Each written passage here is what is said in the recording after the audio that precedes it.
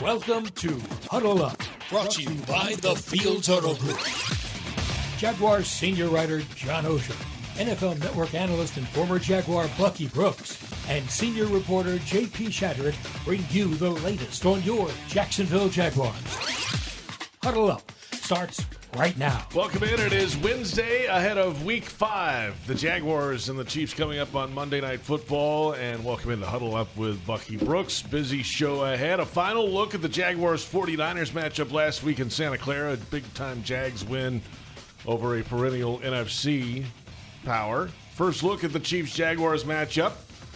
Defense setting the tone, special teams contributions along the way, and some issues as well, but some contributions got the job done last week. And offensive line play really spurring this Jaguars team ahead. J.P. Shadrick, John Oehser from the Hyundai Studios, Bucky Brooks in L.A., and Huddle Up with Bucky Brooks brought to you by Fields Auto Group Jacksonville. See Fields first, Jacksonville's premier luxury auto group. Go to fieldsauto.com. Bucky, it's a weird week because everything's pushed back a day, so it's quiet in the building here on a Wednesday. How are you? I'm great. It's actually a great week for them to have a Monday night game because they kind of need it coming back from the West Coast, all the injuries and just being beat up.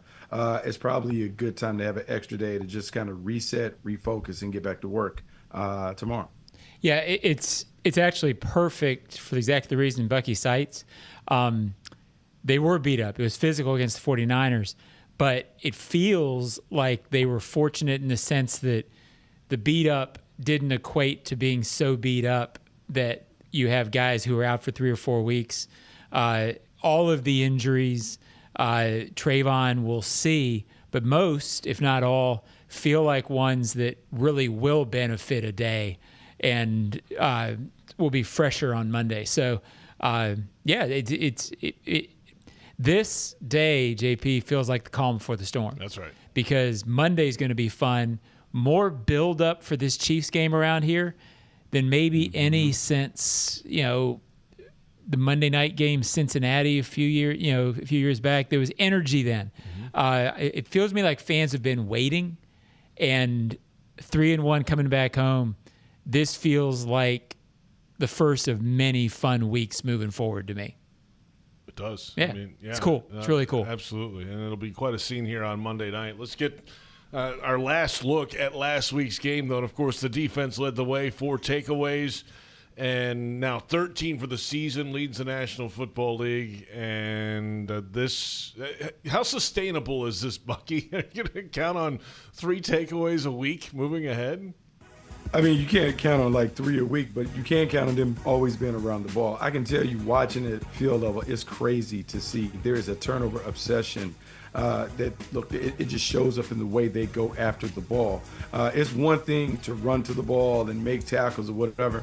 It's another thing to always punch at it, poke at it, fly to the ball, dive at loose balls once they're tipped. This team is obsessed with the ball, and what has happened is because it's paid off so well the first 4 weeks, they just know that if they just keep going after it, good things are going to happen. And so it's part technique, part luck, a big part of, hey, we believe it's going to happen, so it's going to happen. They certainly have manifested in the turnovers, and I love it. Yeah, however you multiply 13 by 4.1 or whatever number you have to get to how it would play out percentage-wise to the end of the season, I don't think you're going to have 60 turnovers or whatever it is. But sort of in line with what Bucky was saying, I do think you're going to continue to have the circumstances that have led to the turnovers. And then anytime there's a turnover, there's a little bit of luck. Like if the ball's on the ground, it's got to bounce toward you a little bit. Devin Lloyd, the first interception, ball sort of had to bounce a little bit. He made a great play on it. But if it had bounced down, he doesn't get it. So there's a little bit of luck. But the reason they're getting these turnovers to me is they're stopping the run really well, which has created some situations where the teams have to pass. They have also been ahead in games, all but 8 or 9 minutes, which has created the situation at the end of the game where you get the turnover. They don't get the Armstead fumble if they're not leading. So I think the fundamentals that they are doing to create those percentage situations will continue to happen. 13, are they going to get 60? No. are they going to push into the mid-30s? Based on the way they're playing, which would be a franchise record. Franchise record is 33. I think they're going to push for that record because they're doing the things necessary to give them a chance at turnovers. They really are. You know, John, when you talk about having a chance, it's funny when you talk to the players and they just talk about all the things that they were doing in practice is paying off. And interestingly, Josh Hines-Allen in postgame talked about last year we were doing the things, but we were never getting the turnovers in practice. So that's why we didn't get them in games. And this year we're doing the things that are being asked of us, and we're getting the turnovers in practice, and it's translating into getting takeaways in games. Now, you guys are there watching the practices or seeing the practices, so I don't know how that relates, but I just know that this team feels like they always can turn it over. And in the critical moments of these games, they're getting turnovers that are unlikely in terms of the plays that they're making to kind of either flip the tie back in the Jaguars' favor or to close the game out, which bodes well for how this team should continue to play going down the stretch. Jaguars offensively last week ran the ball for 151 yards. Big day for Travis Etienne Jr., who is now third in the league in rushing. That's good company to keep early in the season. We'll hope that pace continues with him. Had a touchdown, of course, the 48-yarder right after a takeaway, and showed that breakaway ability and a move down the field as well. Really well blocked on that play. But the run offense is there, Bucky, and when you have that going, that's right up Liam Cohen's alley. It is right up his alley. But I'm going to say this, and I don't know if you guys saw the clip that went viral with Travis Hunter blocking. It was on NFL's social channels. Yes. But normally what happens is when you have big runs, it's because the guys on the perimeter are blocking. And that is a thing that sometimes has to be negotiated with pass catchers to get them to give effort in the ground game. But to see the Jaguars blocking as physically and with the amount of effort that they're doing, to me, that's a complete buy-in in terms of I'm going to be selfless enough to make sure that I do my job to ensure that Travis Etienne and some of the other running backs have a chance to maximize their opportunities.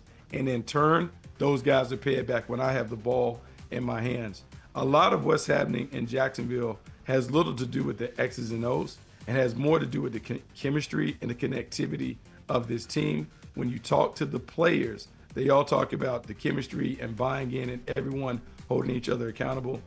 It's great to see because it sounds kind of pokey, kind of a fairy tale, but this team really is bought into making sure that they support one another. Yeah, and I get emails all the time. When's the passing offense going to get going? When's the passing offense going to get going? Everybody wants yardage. And they sort of don't even say passing offense. When's the offense going to get going? The offense is going. The offense runs the ball. And my experience tells me that it's I see guys open sometimes. I mean, not sometimes, but I'm seeing this offense scheming guys open. They're missing a little bit sometimes in the big plays in the passing game. It hasn't quite clicked. But, 30 years doing this tells me it's a lot tougher if the running game isn't working early to figure out, to get the buy-in that Bucky's talking about. Systemically, I see the running game. They have run for 139 or more yards 3 times. I think that very likely they continue that sort of success. You're not always going to run for over 150 yards because if the defense wants to take it away, they will. But for the most part, I think they're going to run the ball well. I think the passing game is going to come along. I worry less about that, Bucky, than I would if they weren't running the ball well. I guess what I'm saying is I think what they're doing is sustainable. Absolutely. And I think if we go back and we look at the history, sometimes I believe franchises have a blueprint for success that goes beyond which coaches are there. When the Jaguars have really been successful, it has always been a run-dominated team. It has always been multiple backs being able to churn out yards. Talk about Fred T, Maurice Jones-Drew, going all the way back to when they had success with James Stewart and Natron and all those guys. That's kind of the DNA of the program. Now, the thing that you're hoping for is the success on the ground leads to the big play opportunities for Brian Thomas Jr., Travis Hunter, Bretton Strange, Parker Washington, all of those. And you see the opportunities, we just haven't connected. I think it's still time on task. Continue to stay with it, continue to encourage Trevor to make the right decisions. And at some point, we're going to have a breakout game, and you're going to look up and we're going to have a 40 burger on the board. Don't know when it's going to happen, but if they keep doing the things that they're doing, at some point it's going to explode. And when they have that explosion, the confidence will go, and then we'll see this team have a chance to go from good to great. JP, how come it's 40 burger and 50 burger, but you don't get a burger for 30? Yeah. Nah, that's too It's just a slider. You just get a That's little like a slider. Yeah, That's right. a slider. It's not uncommon. It's like a little tasty thing. yeah. Yeah. A burger And a is 20 big. is just like a side of fries. Yeah, that's like, it needs to be hearty.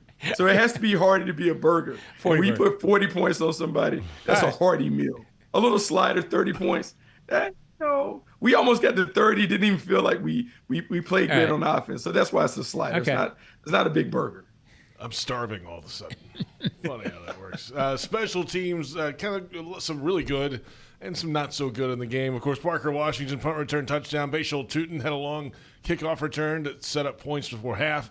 I think they had just under 200 return yards for the game. That's a pretty good day at the office in that part of it. There was also a couple of issues. A missed field goal in a big moment where they could have gone up 8 and really changed the complexion of the end of the game. Missed that one right. And then LaQuinn Allen stepping out of bounds on a kickoff return. If his right foot's out and he catches the ball, the straddle rule would have applied. It would have been an out-of-bounds kick.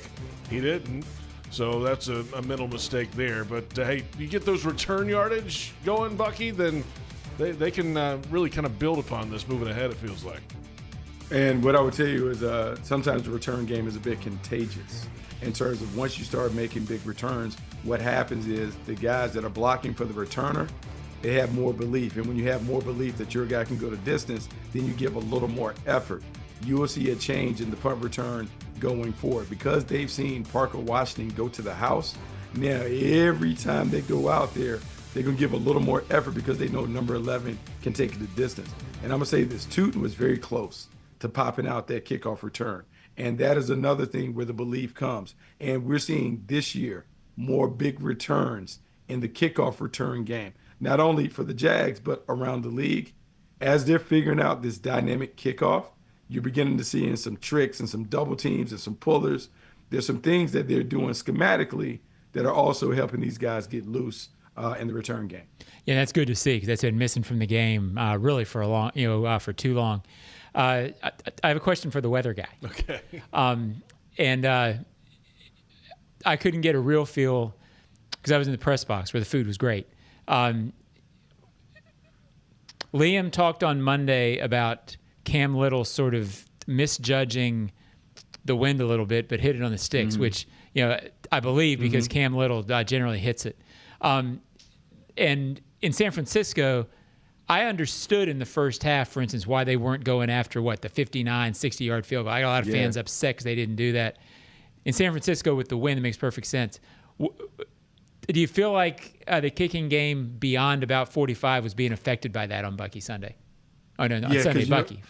Sorry. John, it was so crazy because when you're at the field level and you look, so if I'm on the Jaguars bench, if I look to the right, at the top of the uprights, the flags are blowing in. If you look down to the other side, the flags are also blowing in. Right, that's what it felt like. It felt like one of those Meadowlands games. It was a weird thing, and you can understand because Cam Little, been around him for 2 years, he rarely mishits the ball. He understands how to hit the fade or the draw based on the winds or whatever, and he just never got a good sense of what it was doing. A very challenging stadium to kick in, just because of the dynamics of the stadium and where the wind can come in. It makes it hard to do. And so, look, it's one of those things you're so accustomed to seeing him nail 50-yarders that when he tries out there, you're like, okay, well, this is good, so now we're going to go up 8. And when he missed, you're like, whoa, he missed. And that was the feeling on the sideline. Everyone was used to, the kickoff team is getting ready to run out there. Oh, he missed it. It's just an uncommon thing because he's been so money. That's last week, and now we'll come back in a moment and look ahead to Monday Night Football. The Kansas City Chiefs coming to town, and you need to be here. It's a matchup you don't want to miss. The Jaguars are throwing it back in the Prowler jerseys as they take on the Chiefs Monday night. Get your tickets now. They're going fast. Jaguars.com/tickets or call 904-633-2000. We'll look at the Kansas City Chiefs when we come back. It's Huddle Up with Bucky Brooks.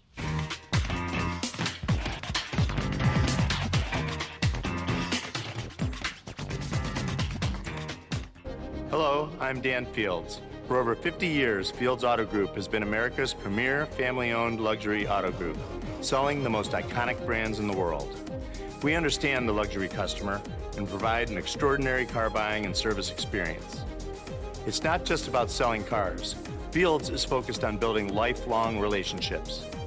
We invite you to visit Fields and enjoy an honest and memorable luxury car buying experience. Jags fans, this one's for you. If you've got MyGate rewards, you're already in the game. But now you've got a shot at the ultimate prize, meeting QB1 himself, Trevor Lawrence, at Everbank Stadium with 3 friends by your side. With the MyGate Rewards Gatorade Club, every 5 Gatorade items you purchase equals 1 entry toward your chance to win. Stack them up and score big. See store for details. Gear up for the season. Gates got you. The kick is up. It's good! Field goals for Firehouse Subs are back. That means when the Jags score from deep, you do too. Anytime the Jags score a field goal that's 40 yards or more, you can get a free medium sub with the purchase of any other medium sub online or in the app for 4 days following the game. So cheer on the Jags, watch for the big kicks, and get your buy one, get one free medium sub at participating Firehouse Subs throughout Jacksonville when you use the app. The hottest subs in Duval. See firehousesubs.com for offer terms. Hi, it's Sam Kavaris. You might know that Echo East Coast Transportation is the official transportation provider of the Jaguars. I've been a client of theirs for more than 30 years because they're from here and they're Jaguar fans too. So if you're looking for prearranged transportation, from the simple to the complex, call them at 904-631-5466 or find them online at ectjax.com and use the code SAM in the special instructions box for your 15% Jaguars discount. And if you want to talk Jaguars, they can do that too.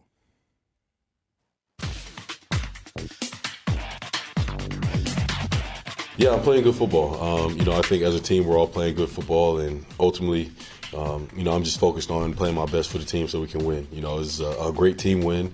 It was complimentary ball, and everybody was playing together and believe throughout the whole game. So, just proud of everybody, and like I said, we're all playing off each other.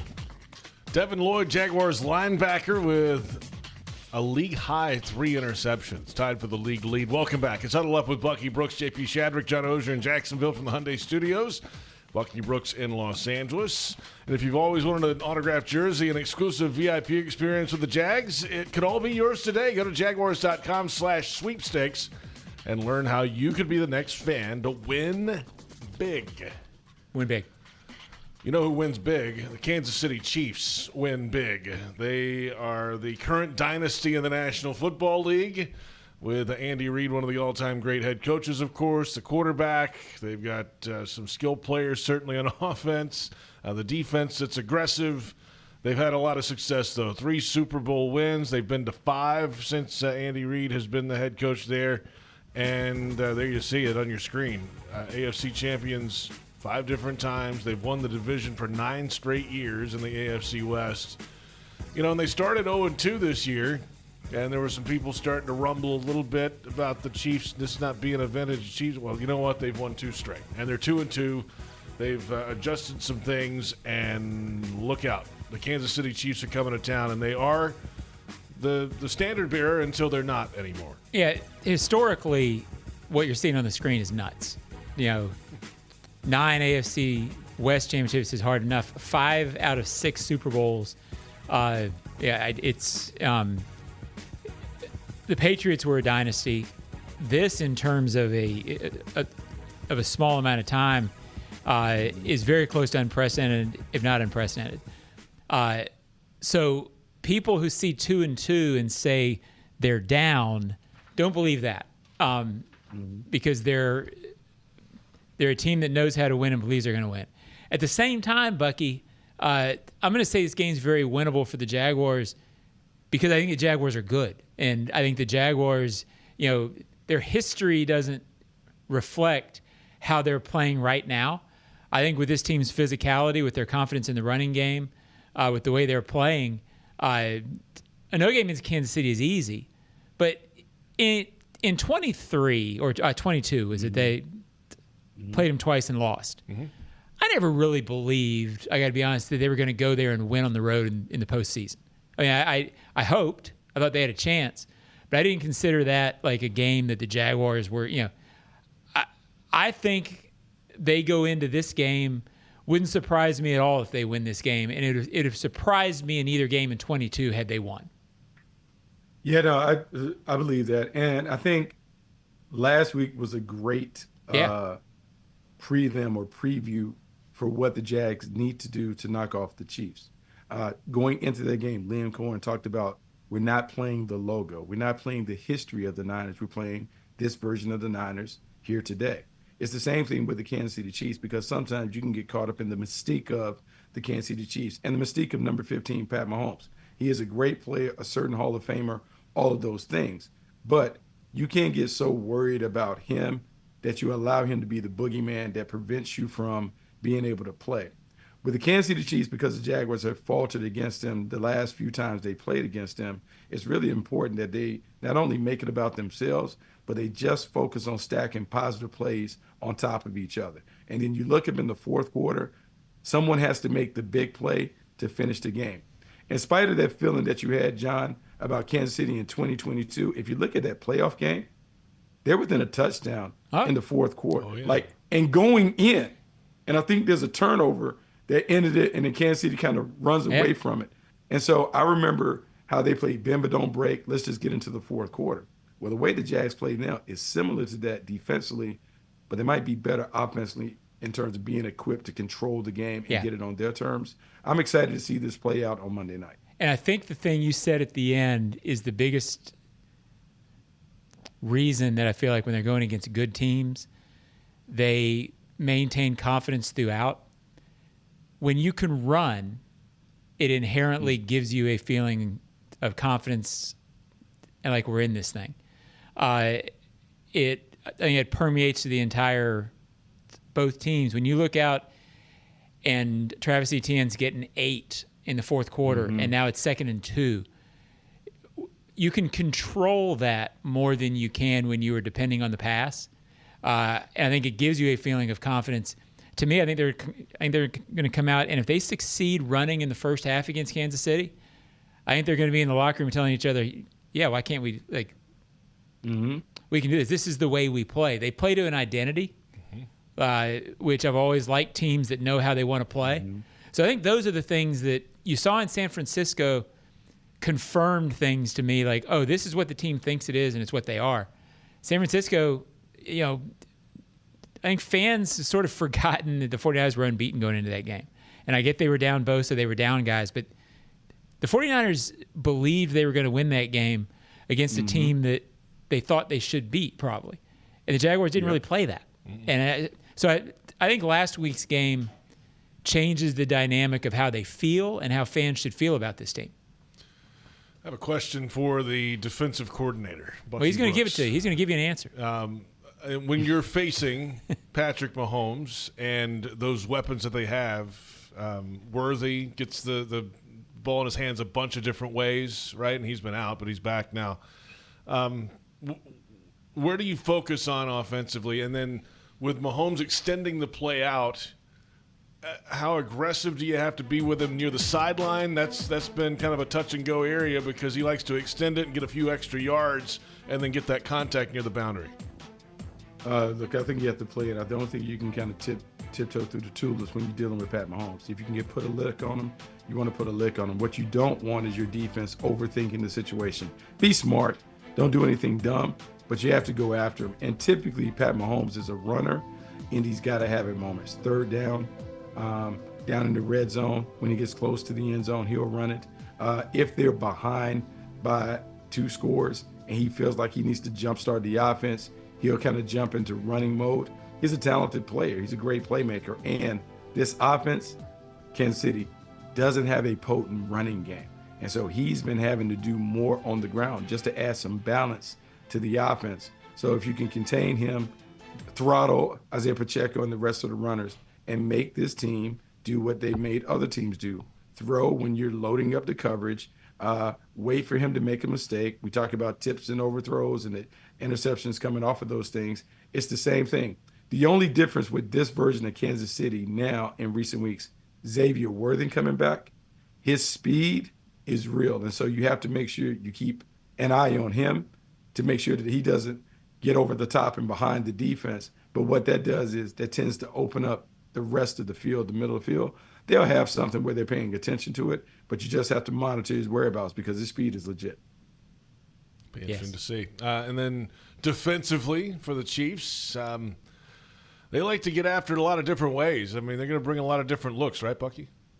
They are, but one thing that I know is when Steve Spagnuolo is down and out, he's going to bring some version of a cover zero blitz. He's going to roll the dice. He's going to put all the defenders up there, and they're going to bring 6 or 7 to impact the quarterback. Trevor Lawrence is going to have his best game mentally, not physically. He doesn't have to be the best when it comes to completing 35 out of 40 or whatever, but he has to be on his P's and Q's when it comes to understanding the pre-snap phase of the game, getting the Jags into right calls. Some of those calls will need to be run calls, not just passes, but he is really going to have to be sharp when it comes to being able to crack the code on the pre-snap disguises to make sure that the Jaguars have play calls that give them a chance to exploit the defense as opposed to being overwhelmed by the defense and the tactics that they bring. And this is where the operation before the huddle, during the huddle matters. I mean, they've had issues with that over the last couple of weeks, John, getting out of the huddle on time. Play clock's winding down. They're trying to shift guys and move. I mean, and then all of a sudden you got to worry about where the blitz is coming from now almost every down. That's a lot. Yeah, it is. I feel like they've gotten better at that, even though maybe the numbers haven't shown it. I also, and I'll get Bucky's thought on this because he's down there and he sees the operation more.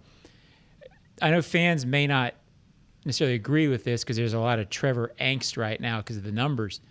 But right now, when you tell me that a big deal is going to be whether or not Trevor gets him in and out of the right play, I think the work that they've put in, taking the wristband off, I feel like he's pretty good there right now. I mean, I think this will be the toughest test, but I think during the play, I still sense some uneasiness. I don't know. It's hard to tell if he's like just not wanting to throw a pick, not wanting to make the big mistake. But pre-play, I think I have some confidence in him in the situation that you're talking about. So it's, like they've talked about Liam Cohen, Trevor Lawrence, they've talked about learning this new offense is like learning a foreign language. And so it's one thing to do it in the cozy confines of the classroom.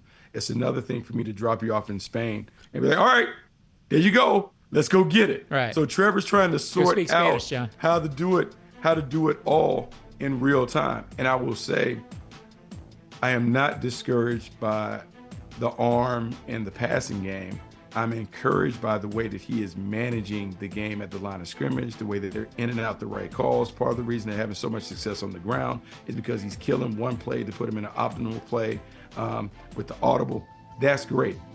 Against the blitz, we saw him. He nailed the blitz against the Texans when they needed to play. Brian Thomas Jr. catches the pass and kind of seals the game. Those things are great.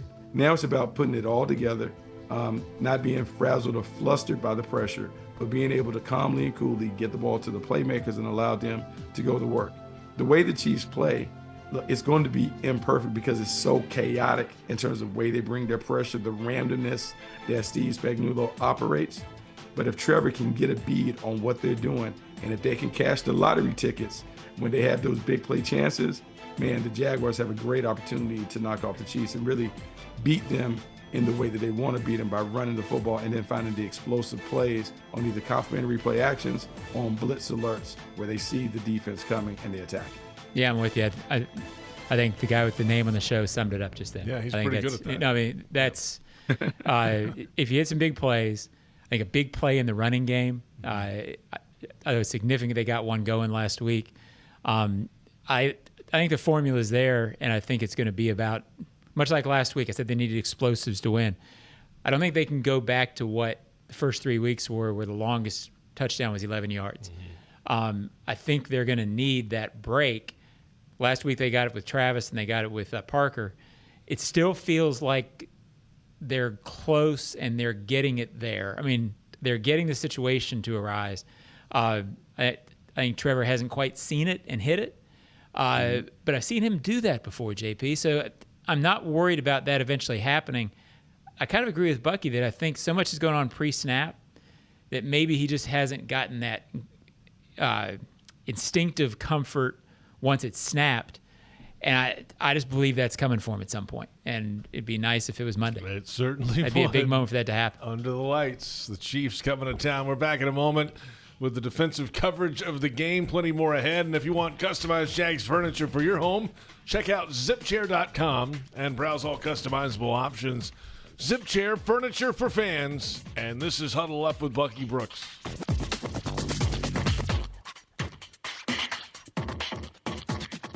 Hello, I'm Dan Fields. Finally, inventories and prices are customer friendly. That's because summer's here, so let's keep it real at the Field Summer Sales Event. We have vehicles on the ground and ready to go. All new makes and models to choose from, even electric cars and SUVs. Stop searching for your next luxury vehicle and see Fields first. And get an incredible offer like this.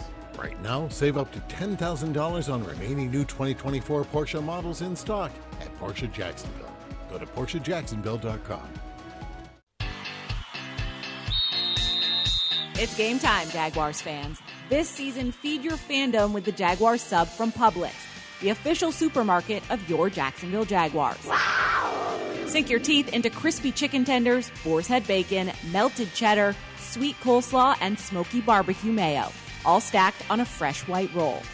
Taste the hype only at Jacksonville Publix locations. Publix, where shopping is a pleasure. Watch the game, host your crew, or just unwind at BC Grill and Patio at Sheridan Jacksonville, part of the Marriott family of hotels. Enjoy craft cocktails, tasty bites, and indoor-outdoor seating perfect for watch parties, happy hours, and events. Mention this radio ad for 10% off food and drinks. Visit SheridanJacksonville.com or call 904-564-4772. Chelsea here, ready to upgrade your windows or patio doors? During our fall savings month, get 20% off your replacement windows and patio doors. Plus, enjoy 0 down, 0 payments, or 0 interest for 12 months. Our Acclaim Impact windows are built for Florida homes, designed to help you save on energy bills by maintaining indoor temperatures year-round. Offer ends October 31st. Restrictions apply. Visit bestwindowsflorida.com to schedule your free in-home consultation. License number CGC 1527613. Renewal by Anderson, where comfort meets savings.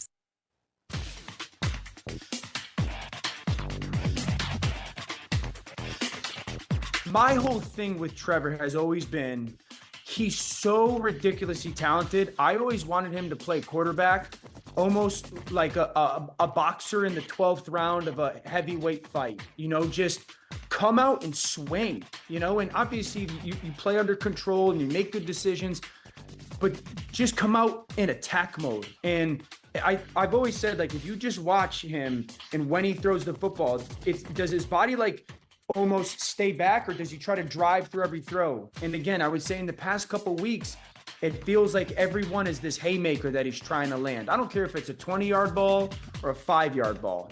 And so I'm very encouraged by that. I've always believed that Trevor's had this ridiculous talent, and I just want I want him to just go play to his capability. Dan Orlovsky, ESPN, caught up with him earlier today. The full conversation coming soon on Jaguars.com and Jaguars YouTube. He'll be part of the pregame festivities on Monday for ESPN, of course, ahead of Monday Night Football, the Chiefs and the Jaguars coming up. And if you're Duval enough to become the Jaguars 2025 Fan of the Year and earn a trip to the Super Bowl, visit NFL.com/Fan of the Year. Nominate yourself for another fan today.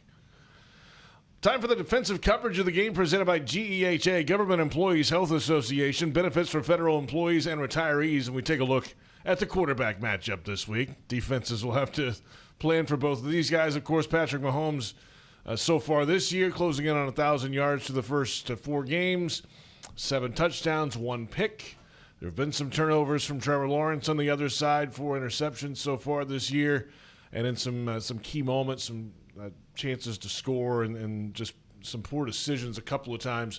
But Trevor Lawrence trying to figure some things out here and get this offense, continue to build in this offense like we've just talked about. But when you see number 15 in red coming up on the other sideline, that opens your eyes, certainly. Well, he's always going to get the check mark. I mean, so, look, we've gone over it a little bit already. I think Trevor, for the most part, is getting him in and out of plays that they want to. There has been some head-scratching moments. But I think if you had told me before the season, Bucky, that in the first 4 games in a new offense, if it looked, and I do believe this, the coaches are saying it, and I think you see it, it looks like he's grasping the offense, getting him in and out of it. If you had told me that the hiccups would be a couple of times a game makes a head-scratcher and he's just not feeling instinctive, like a point guard who, isn't quite seeing it once it's going on yet, but as he gets more comfortable, he will. We don't know if he will, but if you had told me that that's what was going on, I wouldn't have been that surprised, and I would have liked the fact that he's grasping it.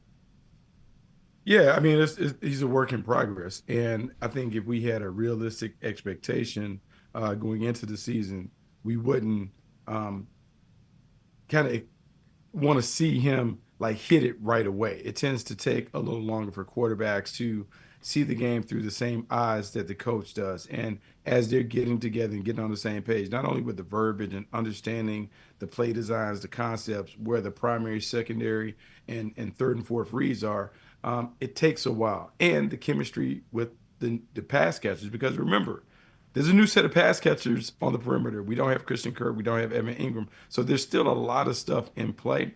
As Trevor gets more reps with this group and as he has a better understanding of the passing game and all the ins and outs of it, the performance will improve. It's up to him, the coaches, and everybody to maintain their confidence so that they can get to the other side of it and we can finally see the explosiveness that, look, this team should have when it comes to the weapons that they have on the perimeter. And I will say this too, JP. A lot of the criticism that Trevor's gotten, from people who write me, I think is legit. Not dirtying it in the red zone at the end of the first half. Yeah. You didn't want to. Last thing you wanted was a turnover there, so it was good that he didn't have the turnover. But then you could also get rid of it, and a couple of things missed, and just the sort of looking hesitant. But if you think back to how life works as you get more comfortable with things, those are the things that feels like it should smooth out once you're not thinking about other things as much. I mean, it's I guess that's what I pin the hope on, that at some point you're going to start seeing progression of, okay, there's the guy breaking, like they said he was going to break in the meeting. Not thinking that, but just seeing it and going. And I kind of like what Orlovsky said. At some point, once he starts just relaxing and flinging it, getting a little more to that, then I think you'll see the hesitancy. Maybe that's not the right word, but I think we know what I'm saying. Sort of hesitancy and unsureness at times. I've got to think that goes away as you get more comfortable. Yeah, time on task. Yeah. We'll see how it develops moving ahead. Let's come back in a moment. We'll get our final thoughts ahead of Monday Night Football. The Chiefs and the Jaguars. Chiefs have won the last 8 meetings against the Jags, including that playoff game. Well, they've been good, and the Jaguars have. That's how it works sometimes. 2009, the last Jags went over the Chiefs. They're trying to change that this Monday night, and this is Huddle Up with Bucky Brooks.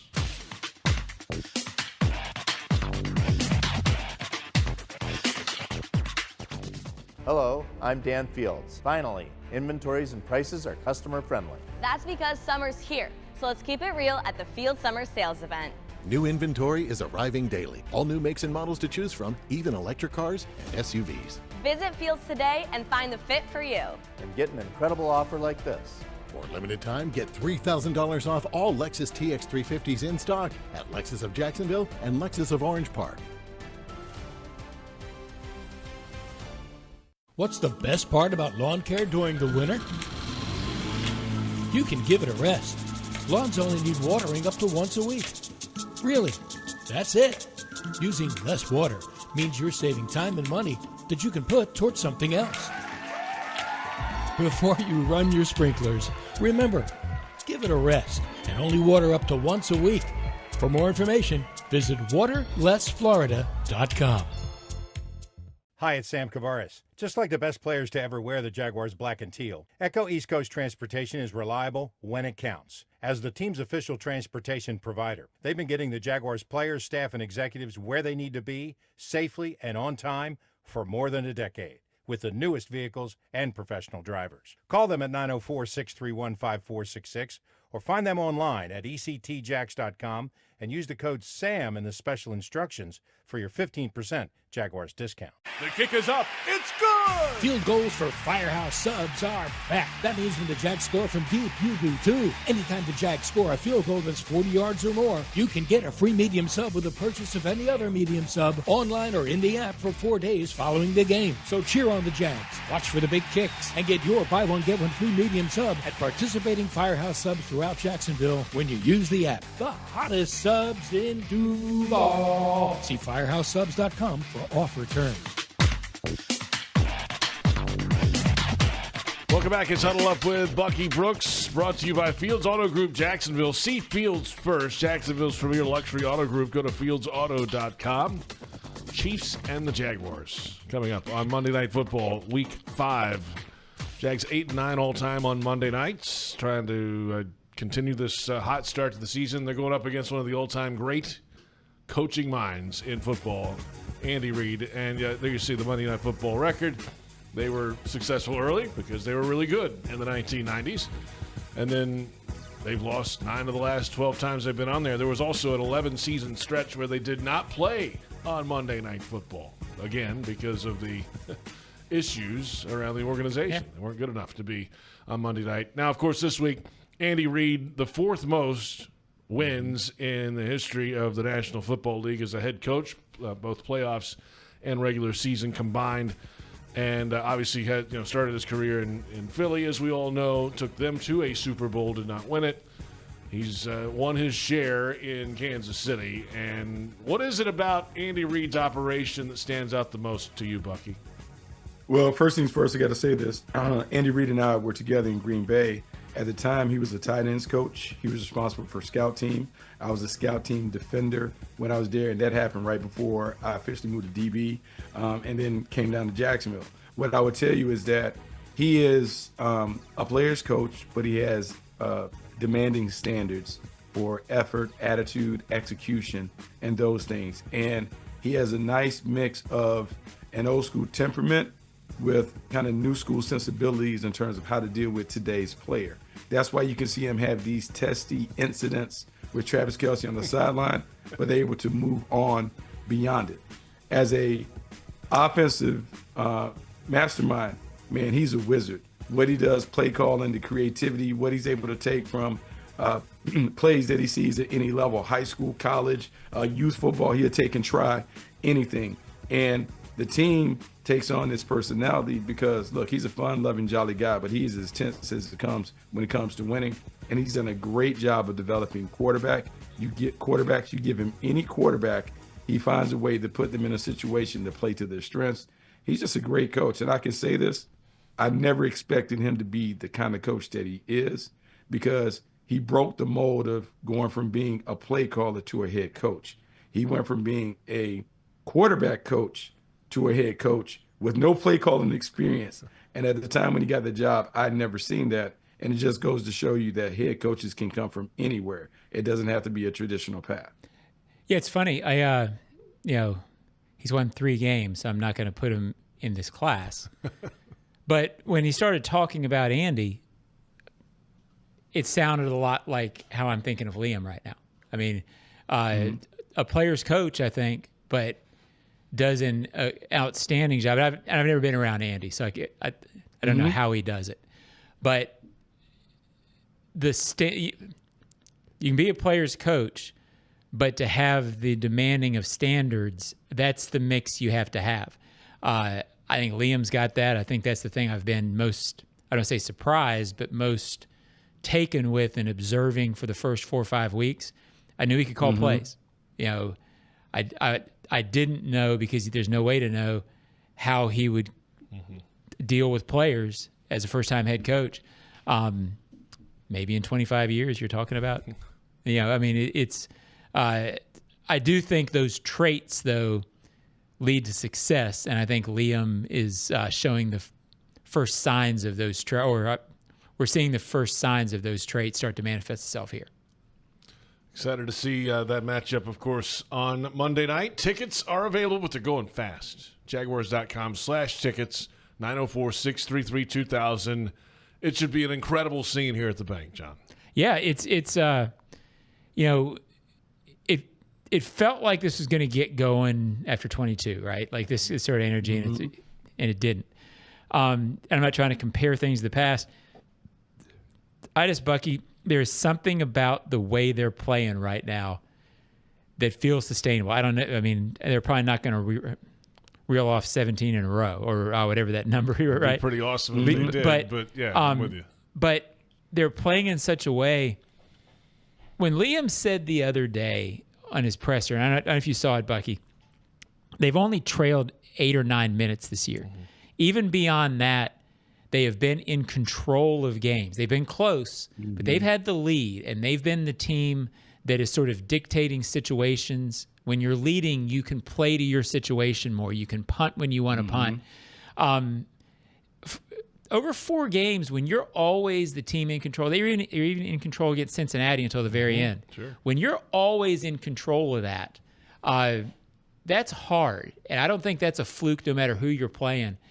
That with the running game, the way they stop the run, the way they're being built. Again, I am more optimistic about this franchise than I've been since the day I walked back in the door in 2011. I think this is the first of many big games, big moments. They're going to be really cool for fans to get on board with. Yeah, I think the reason you feel that way and everyone around the team feels a certain way is because it feels genuine and authentic. I think the interactions that we all have in the building with our co-workers, with the coaching staff, with the people in the front office is real, it's genuine. There's great communication and dialogue, and there's a synergy that exists in the building. Then when you go and you look at the players and how they interact with each other on the field and how they're interacting with their coaches on the field, that feels genuine. And then when you talk to them about the connectivity of the team, and I have Trayvon Walker saying, hey man, because we spend so much time outside the building together, whether that's bowling or going to the movies or eating dinner or whatever that is, this is a team that still has some of that throwback high school Friday Night Lights feel to it. And it sounds corny because we're having success, and so you're trying to kind of like quantify it, but I'm telling you, the feel that I get from this team is very similar to a high school team trying to figure it out. And because they're really connected, and because I would say the egos are in check where no one really cares about who's getting the credit, it just has a feel that the culture, as everyone talks about, the culture is being established the right way, and it's going to be sustainable because it's players holding players accountable while also involving the coaches and players saying, I want to play hard because I believe in these coaches.